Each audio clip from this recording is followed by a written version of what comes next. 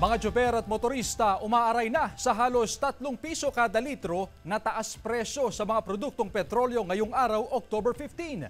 May live report si Claire Lacanilaw Dungca. Claire? Chris, pahirap na naman sa ilang tsuper at motorista ang halos 3 pesos na taas presyo sa produktong petrolyo epektibo ngayong araw.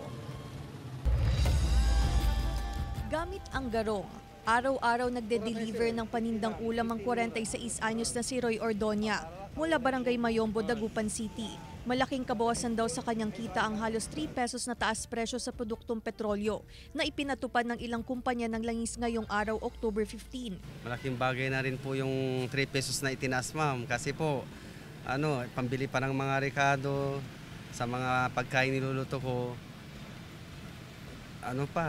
Parang dumagdag na rin sa gastusin yung 3 pesos na sa gasolina. Apektado rin ang pamamasada ng ilang tsupera, bunsod ng big time oil price hike. Masakit para sa amin na driver, saka may na pampasada. Kaya nag-aaray kami sa gas. Kaya wala pa mga estudyante masyado, kaya kunti pang kita namin. Nasa 2 pesos and 70 centavos ang itinaas sa presyo ng kada litro ng diesel, habang 2 pesos and 65 centavos ang taas presyo sa kada litro ng gasoline at 2 pesos and 60 centavos naman ang taas presyo sa kada litro ng kerosene. Ayon sa OIMB, ang tumitinding tensyon sa Middle East at ang pananalasa ng Hurricane Milton sa Amerika ang ilan sa dahilan ng taas presyo sa produktong petrolyo.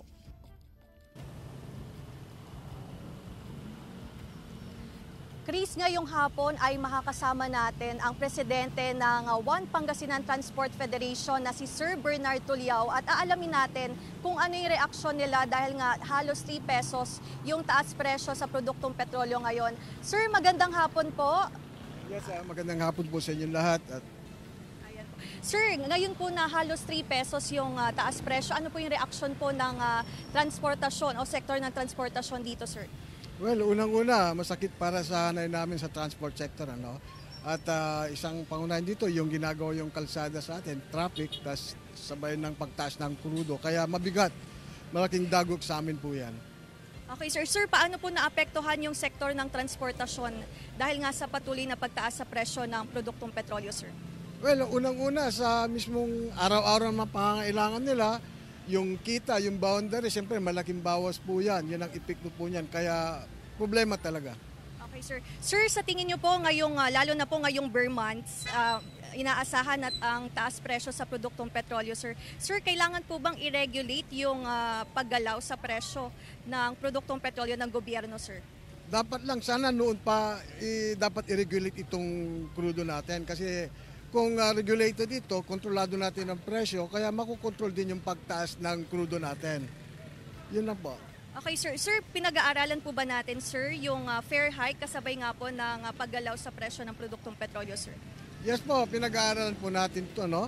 Unang-una, maraming konsultasyon lang nangyayari dyan sa Commission on Higher Education, sa Department of Energy, sa mga mananakay, sa mga estudyante, at sa mga community.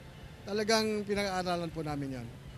Sir, meron po ba tayong fuel subsidy sa mga apektadong mga super kasabay nga po ng taas presyo sa produktong petrolyo, sir? Yes, ongoing po. Last month may mga nakatanggap at may mga parating pang fuel subsidy. So, inaantabayanan po namin yan. Maraming salamat. Mga kapuso, nakasama natin ang presidente ng One Pangasinan Transport Federation na si Sir Bernard Tuliao. At yan muna ang latest dito sa Dagupan City. Chris. Maraming salamat, Claire Lacanilaw Dungca.